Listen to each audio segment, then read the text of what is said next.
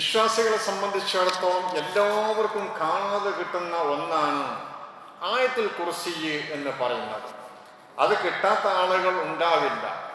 കാരണം അത് മതത്തിൻ്റെ വിശ്വാസിയായ ഒരാളുടെ ജീവിതത്തിൻ്റെ നിഖില ഭാഗങ്ങളിലും അത് ഉപയോഗിക്കേണ്ടതുണ്ട് എന്നതുകൊണ്ട് തന്നെ ഈ ആയത്തുൽ കുർസി എല്ലാവർക്കും മനഃപ്പാഠമായിരിക്കും.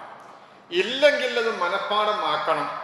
അതിനും കൂടിയാണ് നമ്മൾ എന്തെങ്കിലും ഇങ്ങനെ പറയുമ്പോഴേ അതിലൂടെ പ്രയോജനമാണ്. കിട്ടാത്തവരുണ്ടെങ്കിൽ അത് പഠിക്കുകയും വേണം. വിശുദ്ധ ഖുർആനിൽ ഇത്ര വലിയ ഒന്ന് ഇല്ല. ആയത്തുൽ കുർസി എന്ന് പറഞ്ഞാൽ ഫലൈസ ഫിൽ ഖുർആനി ആയത്തുൻ വാഹിദ തളമ്മനത്ത് ആയത്തുൽ കുർസി മിനൽ മആനി. വിശുദ്ധ ഖുർആനിലെ ഒരു ഒറ്റ ആയത്ത് പോലും ദൈനുമായി ബന്ധപ്പെട്ട ഒരു വലിയ ആയത്തിൻ്റെ ഏറ്റവും വലിയൊരു പേജ് മുഴുവനും ഒരു ആയത്താണ്. അതുപോലും അതിൽ പോലും ഇല്ലാത്തത് വിശുദ്ധ ഖുർആനിൻ്റെ ആയത്തുകളിൽ ഒരൊറ്റ ആയത്താണ് 255 വചനമാകുന്ന ആയത്തുൽ കുർസി എന്ന് പറയുന്ന ആയത്തുൽ കുർസി. അല്ലാഹു ലാ ഇലാഹ ഇല്ലാഹു വൽ ഹയ്യുൽ ഖയ്യൂം എന്ന് തുടങ്ങുന്ന ഈ സൂക്തം, ഈ ആയത്ത്, ഇതിനോളം അർത്ഥം ഉൾക്കൊള്ളുന്ന ഒന്നും വിശുദ്ധമായ ഖുർആനിൽ ഇല്ല എന്നതുകൊണ്ട് തന്നെ ആയത്തുൽ കുർസിയുടെ മഹത്വം വലിയതാണ് എന്ന് നമുക്ക് മനസ്സിലാക്കാൻ കഴിയും. ബിസ്മില്ലാഹിർ റഹ്മാനിർ റഹീം. അല്ലാഹു ലാ ഇലാഹ ഇല്ലാ ഹുവൽ ഹയ്യുൽ ഖയ്യൂം ലാ തഖുദുഹു സിനത്തുൻ വലാ നൗം. അല്ലാഹു ആകുന്നവൻ അല്ലാഹു ലാ ഇലാഹ ഇല്ലാഹു, അവനല്ലാതെ മറ്റൊരു ഇലാഹുമില്ല. അൽ ഹയ്യുൽ ഖയ്യൂം, അവൻ ഹയ്യുൽ ഖയ്യൂമാണ്. നമ്മളെന്നും നിസ്കാരത്തിന് ശേഷം ജീവിതത്തിൻ്റെ എല്ലാ ഭാഗങ്ങളിലും നമ്മൾ ഓതുന്നതാണ് ആയത്തുൽ കുർസി. എന്താണ് അതിൽ പറയുന്നത് നമുക്ക് മനസ്സിലാക്കണമല്ലോ. അല്ലാഹു ലാ ഇലാഹ ഇല്ലാഹു, അവനല്ലാതെ ഒരു ഇലാഹുമില്ല. ലാ ഇലാഹ ഇല്ലല്ലാ എന്നൊക്കെ പറഞ്ഞാൽ അത് വലിയതാണ്. അൽ ഹയ്യു, അവനൊന്നും ജീവിച്ചിരിക്കുന്നവനാണ്. അൽ ഖയ്യൂം, ഒരാളെയും ആശ്രയിക്കാതെ നിലനിൽക്കുന്നവനും മറ്റുള്ളവരെ നിയന്ത്രിച്ച് നിർത്തി പോരുന്നവനുമാകുന്നു അവൻ. അള്ളാഹുവിനെ ആരെയും ആശ്രയിക്കേണ്ട ആവശ്യമില്ലല്ലോ. എന്നാൽ അള്ളാഹുവാണ് എല്ലാറ്റിനെയും നിയന്ത്രിക്കുന്നവൻ. അവനാണ് ഖയ്യൂം. സ്വന്തം ആരെയും ആശ്രയിക്കാതെ മറ്റുള്ളത് മുഴുവനും നിയന്ത്രിക്കുന്നവനാവുന്നു അവൻ.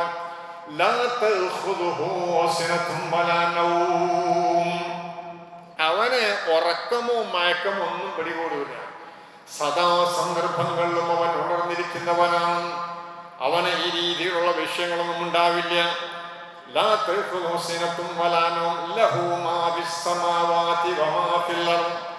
അവനാണ് ആകാശഭൂമിയിലുള്ളത് മുഴുവനും അവനാണ്. ഇത് എന്റേതാണ്, ഇതെന്റെ രാജ്യമാണ്, ഇവിടെ എന്റെ ഭരണപ്രദേശമാണ്. അത് പറയാം, നമുക്ക് ഭൂമുഖത്ത് പറയാം. എന്നിട്ട് അവസാനം അല്ലാഹു ചോദിക്കുന്ന ഒരു ചോദ്യമുണ്ട് നാളെ മഹ്ശർ വരുമ്പോൾ, ലിമനിൽ മുൽക്കുൽ യൗം, ആർക്കാണ് ഇവിടെ രാജാധികാരം വേണ്ടത് എന്നൊരു ചോദ്യമുണ്ട്. ആരുമില്ലാതെ മുഴുവനും ബോധാവസ്ഥയിൽ കിടക്കുന്ന സന്ദർഭത്തിലാണ് അവർ നല്ല ചോദിക്കുക. ലിമനിൽ മുൽക്കുൽ യൗം, ഇത് എൻ്റെ രാജ്യമാണ്, എൻ്റെ രാഷ്ട്രവുമായി ബന്ധപ്പെട്ട വിഷയങ്ങളിൽ ഒരാൾക്കും അങ്ങോട്ട് പ്രവേശനമില്ല, എൻ്റെ ഭരണപ്രദേശമാണ്, ഇങ്ങോട്ട് പ്രവേശനമില്ലെന്ന് പറയുന്ന രീതിയിൽ എൻ്റെത് എന്ന് പറഞ്ഞുകൊണ്ട് നടന്ന രാജ്യങ്ങളുടെ അധിപന്മാർ അവിടെ കിടക്കുന്നുണ്ടാകും. അവരോട് അല്ല ചോദിക്കുന്ന ചോദ്യമാണ് ലിമനിൽ മുൽക്കുൽ യൗം, ആർക്കാണോ ഈ രാജ്യത്തിൻ്റെ അധികാരങ്ങൾ വേണ്ടത്? നിങ്ങൾ ഇതിൻ്റെ അധികാരത്തിന് വേണ്ടി പരസ്പരം കാൽവിട്ട് നടത്തിയവരാണ്. നിങ്ങൾ വഞ്ചന കാണിച്ചവരാണ്. അധികാരം മനദ്രവിതമായി പിടിച്ചെടുത്തവരാണ് നിങ്ങൾ. ഇനി നിങ്ങൾക്ക് അധികാരം വേണോ എന്ന് ചോദിക്കുമ്പോൾ ആകാശഭൂമിയിലുള്ളത് മുഴുവനും അല്ലാഹുവിനാകുന്നു. പിന്നെയോ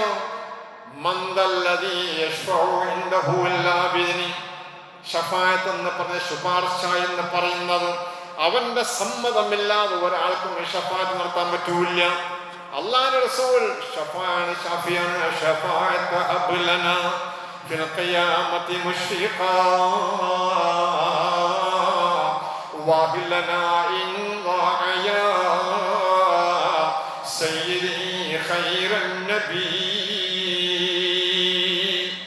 നമ്മൾ സാധാരണയായി മഹാനായ പുണ്യനബി സല്ലല്ലാഹു അലൈഹി വസല്ലം തങ്ങളോട് പറയാറുണ്ട്, നബിയെ ശഫാഅത്ത് വേണം ഞങ്ങൾക്കെന്നും ശിക്കായത്ത് പറയാറുണ്ട്. അത് അധികാരപ്പെട്ട പുണ്യനബി സല്ലല്ലാഹു അലൈഹി വസല്ലം തങ്ങൾ പറഞ്ഞിട്ടുണ്ട്, എനിക്ക് തന്നിട്ടുണ്ട് എന്നുള്ളത്. അള്ളാന്റെ സമ്മതമുണ്ടെങ്കിൽ ഇനിയും കുറെ ആളുകൾ, അവരെ ഔലിയാക്കൾ ഉണ്ടാകും, ആലിമീങ്ങൾ ഉണ്ടാകും, പലരും ശഫാഅത്ത് ചെയ്യുമെന്ന് ഹദീസിൽ നമ്മൾ വന്നതാണ്. പക്ഷെ അള്ളാന്റെ സമ്മതം വേണം. അള്ളാന്റെ സമ്മതമില്ലാതെ ഒരാൾക്കും അവിടെ ശഫാഅത്തില്ല. പിന്നെയോ എല്ലാം അറിയുന്നവനാണവൻ. അവന്റെ ഇൽമിൽ നിന്ന് ഒന്നിനെ കുറിച്ചും ഒരാൾക്കും അറിയൂല, അത് ഉദ്ദേശിച്ചല്ലാതെ. ആകാശഭൂമികൾ മുഴുവനും, അഥവാ അവന്റെ കുർസി ആകാശഭൂമികളെ ഉൾക്കൊണ്ടിരിക്കുന്നു. അവന്റെ പീഠം എന്ന് പറഞ്ഞാൽ എല്ലാറ്റിനും വലുതാണ്.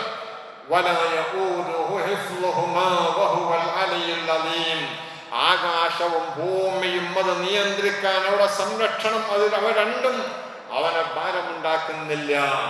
അള്ളാഹു ഭൂമി ഒന്ന് ചലിച്ചാൽ, സൂര്യൻ ഒന്ന് അതിന്റെ ഭ്രമണ പദത്തിൽ നിന്ന് മറ്റൊരു വഴിയിലൂടെ പോയാൽ, അല്ലെങ്കിൽ ഭൂമിയുമുള്ള ആകാശവും ഭൂമി, സൂര്യനും ഭൂമിയുള്ള ഇടയിലുള്ള ആ അകൽച്ച കുറച്ചൊന്ന് കൂടുകയോ കുറയുകയോ ചെയ്താൽ, കുറച്ചൊരു നിമിഷത്തിന്റെ അംശത്തിന്റെ പൊട്ടിന്റെ പൊടി അടിയിലേക്ക് വന്നാൽ മുഴുവനും ഭസ്മമായി പോകും. സൂര്യനെങ്ങാനും അതിന്റെ നിലയിൽ നിന്ന്, അതിന്റെ ഭ്രമണപഥത്തിൽ നിന്ന് കുറച്ച് മേൽപോട്ട് ഒരു അംശം പോയാൽ മുഴുവനും തണുത്തുറച്ച് ചാത്തുപോകും, മുഴുവനും ഒന്നും ഉണ്ടാവില്ല. ഇതൊക്കെ നിയന്ത്രിക്കുകയാണ് അവൻ. അവന് ഉറക്കമില്ല. അധികാരം മുഴുവനും അവനാണ്. അള്ളാഹുവിന്റെ കയ്യിലാണ് മുഴുവനുമുള്ളത്. അവന്റെ സംരക്ഷണത്തിലാണ് എല്ലാം കഴിയുന്നത്.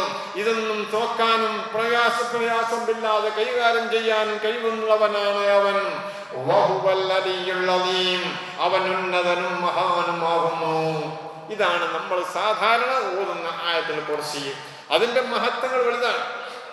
ഈ സൂറ, ഈ ആയത്ത് ഇറങ്ങുമ്പോഴേ വലിയ അത്ഭുതങ്ങൾ ഉണ്ടായി. എന്താ അത്ഭുതം?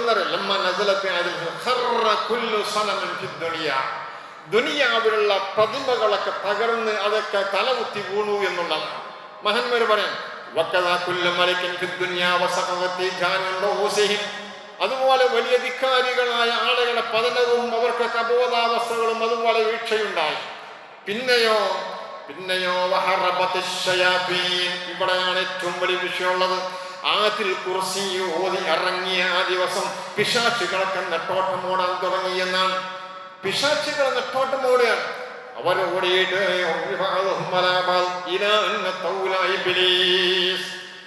ആയത്തുൽ കുർസി ഏറ്റവും വലിയ അർത്ഥഗർഭമായ വലിയ ഈ ആയത്തുൽ കുർസി എന്ന് പറയുന്ന വലിയ മഹത്വമുള്ള ഈ വചനം ഇറങ്ങിയപ്പോൾ പൈശാചികമായ വിഷയങ്ങൾ, പിശാചുകൾക്കൊക്കെയും പൈശാചികമായ വെപ്രാളമുണ്ടായിരുന്നു. അവരോടിച്ചെന്ന് ഇബ്ലീസിനോട് പറഞ്ഞു, എന്തോ സംഭവിച്ചിട്ടുണ്ട്. ഇബ്ലീസാണ് അവിടെ നേതാവ്. അവനോട് പോയി കാര്യങ്ങളൊക്കെ പറഞ്ഞപ്പോൾ അവൻ പറഞ്ഞു, എന്താ സംഭവിച്ചത്, ഭൂമുഖത്ത് നിങ്ങളൊന്ന് പരിശോധിക്കണമെന്ന് ഇബ്ലീസ് അവരോട് പറയാം.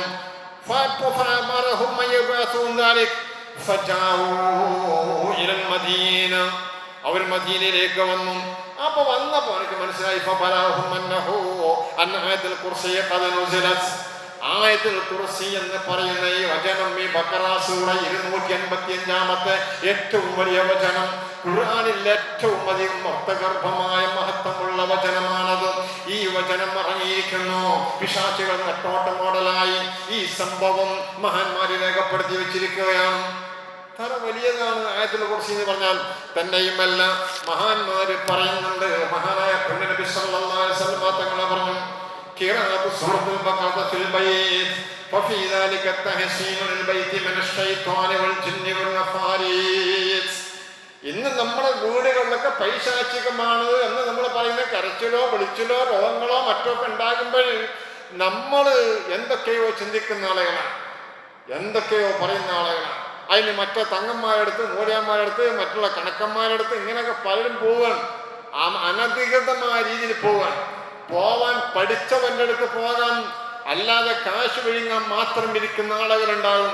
അവരെ സമീപിക്കാൻ, എന്താ അവരോട് പോയി ചോദിക്കാൻ, നല്ലൊരാളടുത്ത് പോയി ചോദിക്കും, നിന്റെ വീട്ടിൽ വല്ലാത്ത വിഷയമാണ്, രോഗമാണ്, പ്രയാസമാണെന്ന് പറഞ്ഞാൽ അവൻ എന്താ പറയുന്നറിയോ, നീ ഇന്ന് സുബഹിസ്കരിച്ചോന്ന് ചോദിക്കും. നിസ്കരിച്ചിട്ടില്ല, ഇന്ന് നിസ്കരിച്ചില്ല എന്ന് പറയും. ഇന്നലെ നിസ്കരിച്ചിട്ടില്ല, നിസ്കരിച്ചു, അന്ന് പിന്നെ എനിക്ക് എണീക്കാൻ പറ്റിയില്ല. പിന്നെ ഇവന്റെ വീട്ടിലത്തെ കഥ പറയണം. അവന്റെ വീട്ടിൽ പൈശാചി പടയോട്ടം നടത്തൂലേ, അതിലൊക്കെ അവൻ തകർന്നു വീഴൂലേ. എന്താ കാര്യം എന്നറിയോ? ഇവൻ ചെയ്യേണ്ടത് ചെയ്യുന്നില്ല എന്നുള്ളതാണ്. മഹാനായ നബി സല്ലല്ലാഹു അലൈഹി വസല്ലം മാത്രം പഠിപ്പിച്ചിട്ടുള്ള ഒരു വീടിന്റെ കാവൽ എന്താണെന്നറിയോ? അവിടെ പൈശാചികമായ ശല്യങ്ങൾ ഉണ്ടാവില്ല, അവിടെ ഒരു വിഷയങ്ങളും നടക്കൂല. കാരണം എന്താണെന്നറിയോ? അത് ഖിറാഅത്ത് സൂറത്തുൽ ബഖറ. അത് സൂറത്തുൽ ബഖറ ഓതന. ബഖറ സൂറക്ക് എന്താ പ്രശ്നം എന്നറിയോ? അതിനുള്ള മഹത്വം എന്താണെന്നറിയോ? വഇന്ന ലികുല്ലി ഷൈഇൻ സിനാം വസിനാമുൽ ഖുർആൻ സൂറത്തുൽ ബഖറ. സൂറത്തുൽ ബഖറയാണ് ഏത് വസ്തുവിനും ഒരു കിരീടം പോലെ ഒട്ടകത്തിന്റെ പൂഞ്ഞ പോലെ ഉയർന്നൊരു ഭാഗമുണ്ട്, ഉയർന്നു നിൽക്കുന്ന ഇടമുണ്ട്. അത് സൂറത്തുൽ ബഖറയാണ്. സൂറത്തുൽ ബഖറ എന്ന് പറഞ്ഞാൽ എന്താ? ആയത്തുൽ കുർസി അതിന്റെ 285-ാമത്തെ വചനമാണ്. ഏറ്റവും വലിയ സൂറത്താണ് അത്. ആ സൂറത്തിലുള്ള ഏറ്റവും അർത്ഥഗർഭമായ ഈ പറയപ്പെടുന്ന 114 അധ്യായങ്ങളിൽ അതിന്റെ വചനങ്ങളിൽ ഏറ്റവും മഹത്വമുള്ളതും അതാണ്. അതുകൊണ്ട് മഹാനായ പുണ്യ നബി സല്ലല്ലാഹു അലൈഹി വസല്ലം തങ്ങൾ പഠിപ്പിച്ചു, ലാ തജ്അലൂ ബുയൂതകും മഖാബിർ. നിങ്ങൾ നിങ്ങളെ വീടുകളൊന്നും കബറുകളാക്കരുത്. കബറിന്റെ ഉള്ളിൽ പോയാൽ പിന്നെ അവിടെ നമസ്കാരമില്ലല്ലോ, അവിടെ ഖുർആൻ പാരായണമില്ലല്ലോ, അവിടെ നന്മകളും തസ്ബീഹും തഹ്ലീലും ഇല്ലാത്ത ഇടമാണ് കബറുകൾ എന്നതുപോലെ നിങ്ങളെ വീടുകൾ നിങ്ങൾ ആക്കരുതേ. കാരണം എന്താണ്? ഇന്ന ശൈത്വാന യഫിറു മിനൽ ബൈത്തില്ലദീ യുഖറഉ ഫീഹി സൂറത്തുൽ ബഖറ.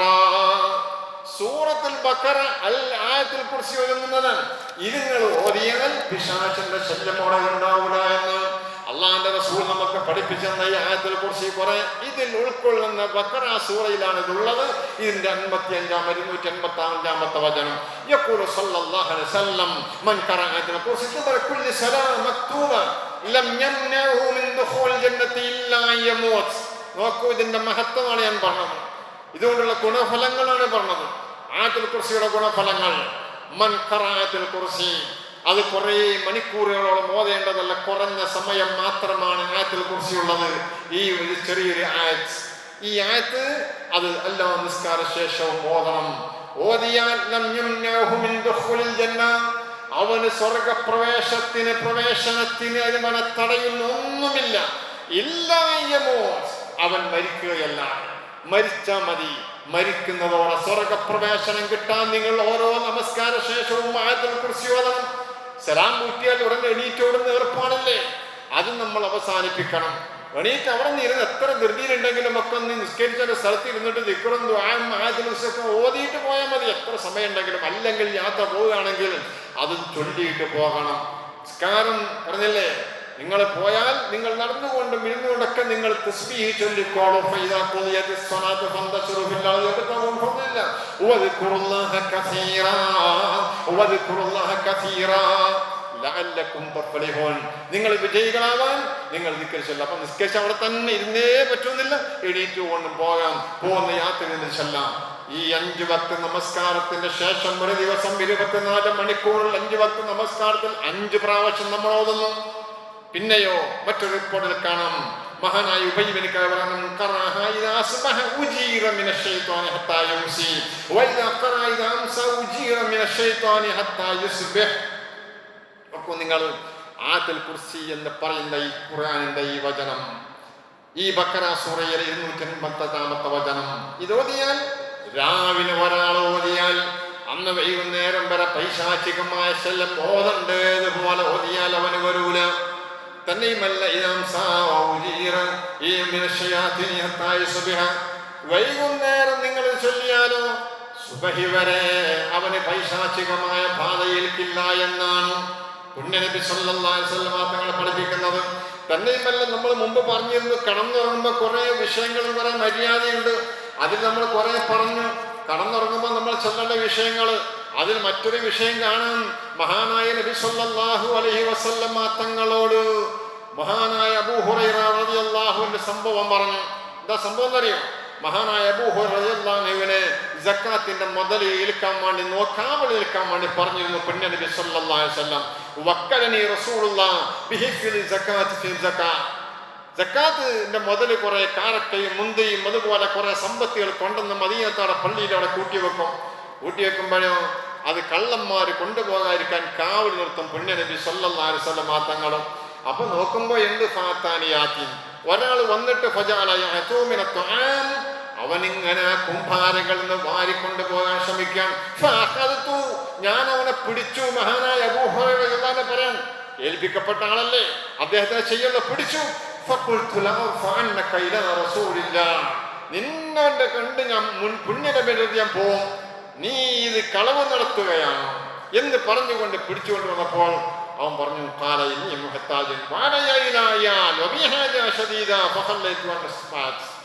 അന്ന് രാത്രി അവൻ വല്ലാതെ പായിരം പറഞ്ഞു, എനിക്ക് കുട്ടികളും മക്കളും കുറയുണ്ട്, പട്ടിണിയോട് വന്നതാണ്, അല്ലെങ്കിൽ ഇങ്ങോട്ട് വരൂല, ശരി വല്ലി പോയിക്കോളുന്നതാണ്.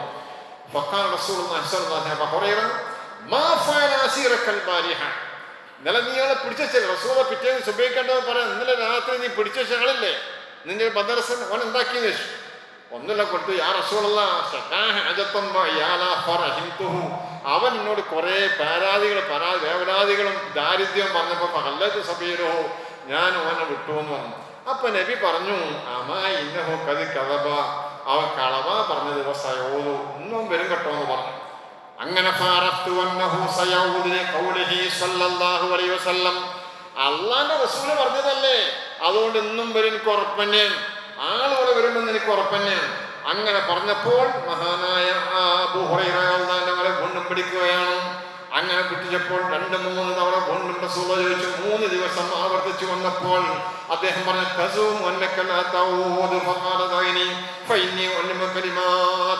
കുറെ 2-3 തവണ പിടിച്ചവർ മൂപ്പര് പറഞ്ഞു, ഇനി ഉണ്ടാവൂല, നിനക്ക് ഞാനൊരു വലിയ വരദാനം തരാം, എന്നെ വിട്ടോളൂ, പ്രവാചകന്റെ അടുത്തേക്ക് എന്നെ കൊണ്ടുപോകരുത് എന്ന് പറഞ്ഞു. എന്താ സംഭവം എന്നറിയോ, ഞാൻ നിനക്ക് പഠിപ്പിച്ചു തരാം.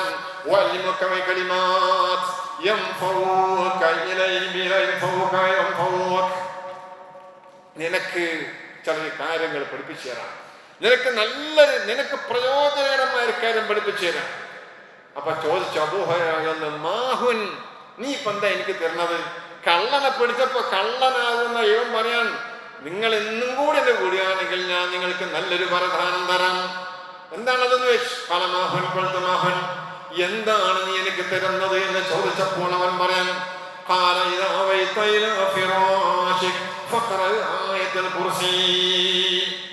നീ രാത്രി കിടക്കാൻ പോകുമ്പോൾ ആയത്തുൽ കുർസി ഓതണം. ആയത്തുൽ കുർസി ഓതിയിട്ടേ നീ കിടക്കാൻ പോകാൻ പാടുള്ളൂ എന്ന്, അല്ലാതെ കിടക്കരുത്. എന്താ കാര്യം എന്നറിയോ, അതിന്റെ ഗുണഫലങ്ങളാണ്. ആയത്തുൽ കുർസിയാകുന്ന മഹത്വമേറിയ ഈ ആയത്ത് ഓതുമ്പോൾ ഉണ്ടാകുന്ന ഗുണഫലങ്ങൾ എന്ന് പറഞ്ഞു കൊടുക്കുകയാണ് അബൂ ഹുറൈറ റളിയല്ലാഹു അൻഹു. അല്ലാഹുവിന്റെ റസൂൽ അവനോട് കാര്യം പോയി പറയാനവരോട്. മഹാനായ അബൂ ഹുറൈറ പറയാൻ, ഫഇന്നഹു ലം യസൽ അലൈക മിനല്ലാഹി ഹാഫിൽ, നിനക്ക് ആയത്തുൽ കുർസി കിടക്കുമ്പോൾ ഓതിയാൽ നിനക്ക് നേരം പുലരോളം ഒരു സെക്യൂരിറ്റിയെ അള്ളാഹു നിനക്ക് നിയോഗിച്ചിട്ടുണ്ടാകും. അവിടെ നിനക്ക് നല്ലൊരു സെക്യൂരിറ്റി ആക്കിയിട്ടുണ്ടാവും. നീ കടന്നുറങ്ങുകയാണ്, കടന്നിറങ്ങുമ്പോൾ നീ കാണാത്ത ഒരാള് നിന്റെ അടുത്തേക്ക് പാമ്പുകൾ വരുമ്പോൾ, നിനക്ക് എന്തെങ്കിലും അപകടങ്ങൾ വരുമ്പോൾ, അല്ലെങ്കിൽ മറ്റെന്തെങ്കിലും പ്രയാസങ്ങൾ വരുമ്പോൾ നിന്നെ തട്ടി മാറ്റുകയാണ് അവൻ. ഇങ്ങനെയുള്ള നേരം പുലരോളം നിന്നെ നോക്കുന്ന ഒരു സെക്യൂരിറ്റി നിന്റെ കൂടെ ഉണ്ടാവും. നിനക്ക് എന്തേ വേണ്ടു? ശമ്പളം കൊടുക്കണ്ട, അവന് ഭക്ഷണം കൊടുക്കണ്ട, അവന്റെ കാര്യമൊന്നും നീ അറിയണ്ട. ഫ്രീ ആയിട്ട് നീ നേരം പുലരോളം കടന്നിറങ്ങുമ്പോ നിന്റെ അടുത്ത് വന്ന് സെക്യൂരിറ്റി വേണോ, അതിന് ആയത്തുൽ കുർസി ഓതണം. അബൂ ഹുറൈറ പറഞ്ഞു കൊടുക്കുകയാണ്. പിന്നെയോ നീ നേരം പുലരോളം ആയത്തുൽ കുർസി ഓതി കിടന്നാൽ നിനക്ക് ദുസ്വപ്നങ്ങൾ വരില്ല, നിനക്ക് ഉറക്കത്തിൽ പ്രയാസങ്ങൾ ഉണ്ടാവില്ല. വേണ്ട രീതിയിൽ അത് ഓതി കിടക്കുമ്പോൾ നിനക്കതുകൊണ്ട് വലിയ ഗുണഫലങ്ങൾ ഉണ്ടാകും. ഇത് പറഞ്ഞു കൊടുത്തപ്പോ വീണ്ടും വിട്ടുകളഞ്ഞു അബൂ ഹുറൈറ റളിയല്ലാഹു അൻഹു. ഫഖാല റസൂലുള്ളാഹി, നബിയോട് പിറ്റേന്ന് പോയി കാര്യങ്ങൾ വളർന്നോളെ സുദേശു. അമായിന്നഹു ഖദ സദഖ, അബൂ ഹുറൈറ പറഞ്ഞു, നബിയെ ഓനെ എന്നും വിട്ടു, എനിക്ക് നല്ലൊരു വരദാനം തന്നിട്ടുണ്ട്, കിടക്കുമ്പോൾ ചൊല്ലാനാണ്, അതിന് ആയത്തുൽ കുർസി ഈ ഓതാൻ വേണ്ടി എന്നോട് പറഞ്ഞിട്ടുണ്ട്, അതുകൊണ്ട് പിന്നെ നമുക്കൊരു ഉപകാരം ചെയ്ത് തന്നല്ലേ ഞാൻ വീണ്ടും വിട്ടിട്ടുണ്ട് എന്ന് പറഞ്ഞു. അങ്ങനെ ഇത് പറഞ്ഞപ്പോ മഹാനായ നബി തങ്ങൾ പറഞ്ഞു, സല്ലല്ലാഹു അലൈഹി വസല്ലം, അമായിന്നഹു ഖദ സദഖ, കള്ളനാണെങ്കിലും അവൻ പറഞ്ഞത് സത്യമാണ്, കള്ളനാണെങ്കിലും അവൻ പറഞ്ഞത് സത്യമാണ്. കാരണം എന്താണെന്നറിയോ, അവൻ പറഞ്ഞു സെക്യൂരിറ്റി ഉണ്ടാവും. അത് സത്യമാണ്. ആയത്തുൽ കുർസി ഓതിക്കടന്നാൽ സെക്യൂരിറ്റി ഉണ്ടാവും. പിന്നെയോ നേരം പൊരുവോളം പിശാചിന്റെ ബാധയുണ്ടാവൂല. അത് പറഞ്ഞു ശരിയാണ്. പക്ഷേ ആള് കള്ളനാണ്. ഈ കാണുന്ന പറഞ്ഞത് സത്യവുമാണ്. ഇമാം ബുഖാരി റഹിമഹുല്ലാഹ് റിപ്പോർട്ട് ചെയ്ത ഹദീസ്. എന്നിട്ട് പറഞ്ഞ് ചോദിച്ചു, പെണ്ണ് നബി റസൂലുള്ളാഹി തങ്ങൾ അബൂ ഹുറൈറയോട് ചോദിച്ചു റളിയല്ലാഹു അൻഹു, മൂന്നിസയിലെ ഇയാള് വന്ന് പ്രശ്നങ്ങൾ ഉണ്ടാക്കണം, ആ ആളെന്നെ കഴിയും അബൂ ഹുറൈറ എന്ന് മഹാനായ അബൂ ഹുറൈറയോട് റസൂലുള്ളാഹി തങ്ങൾ ചോദിച്ചു. അബൂ ഹുറൈറ എനിക്കറിയില്ല, ആൾക്ക് കണ്ടിട്ട് പരിചയമൊന്നുമില്ലാത്ത ആളാണ് എനിക്ക് എന്ന് പറഞ്ഞു. കള്ളനല്ല, നമ്മൾ പത്ര വല്ല നോക്കിയിട്ടുണ്ട്, CC ക്യാമറ ഒന്നും ഇല്ലല്ലോ. അപ്പൊ അതുകൊണ്ട് ഞാൻ അത്ര ശ്രദ്ധിച്ചിട്ടില്ല. എന്നാലും എനിക്ക് വർത്താനം കേൾക്കണോ.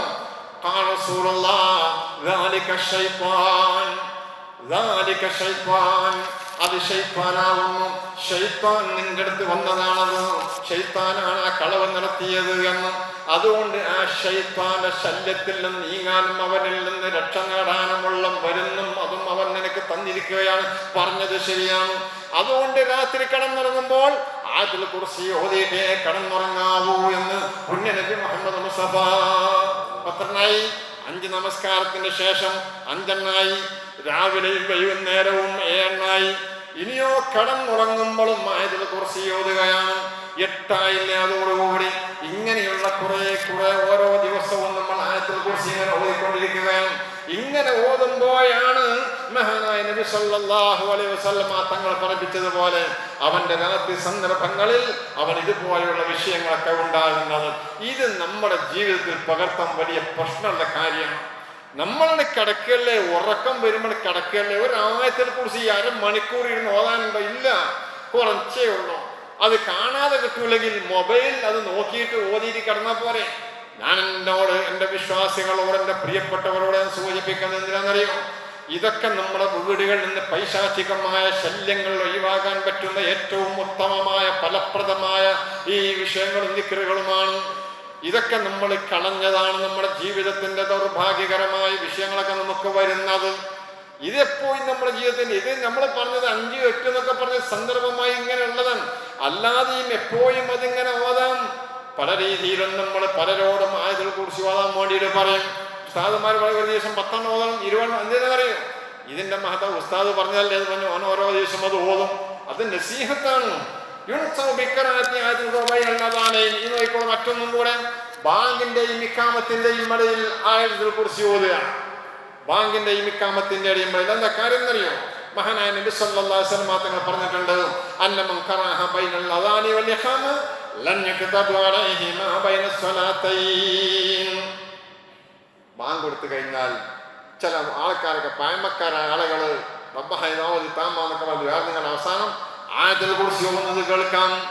എന്തെന്നറിയാം? നീ ഇഖാമത്ത് കൊടുക്കുമ്പോഴേക്കിന് ആയത്തുൽ കുർസി ഓതിയാൽ ഈ 2 നമസ്കാരത്തിന്റെ ഇടയിലുള്ള തെറ്റുകളൊന്നും മോനെ എഴുതപ്പെടില്ല എന്നുള്ളത് കൊണ്ട്, അതൊന്നും എഴുതപ്പെടൂല എന്നുള്ളത് കൊണ്ടാണ് അവൻ ഈ ആയത്തുൽ കുർസി ഓതുന്നത്. ഇതൊന്നും നിസ്സാരമായ വിഷയമല്ല, ഗൗരവമുള്ള വിഷയമാണ്.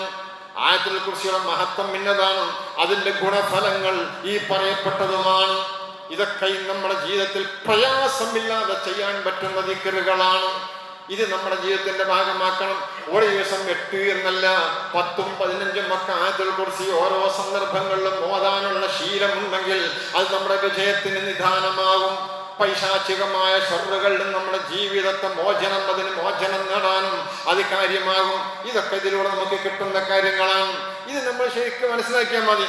അതുകൊണ്ട് എൻ്റെ പ്രിയമുള്ളവരോട് സൂചിപ്പിക്കുന്നത്, ഈ കാര്യങ്ങളിലൊക്കെ നമ്മൾ ശ്രദ്ധ വെക്കണം. പിന്നെ ഇതിന്റെ ഈ കാണുന്ന വചനങ്ങളിലൊക്കെ എന്താന്ന് വെച്ചാൽ സ്വാഭാവികമായും ഇതിൽ ഓരോ കാര്യങ്ങളും വലിയതാണ്, വലിയ വിഷയങ്ങളാണ് അതിലൂടെ നമുക്ക് പഠിപ്പിച്ചു തരുന്നത്.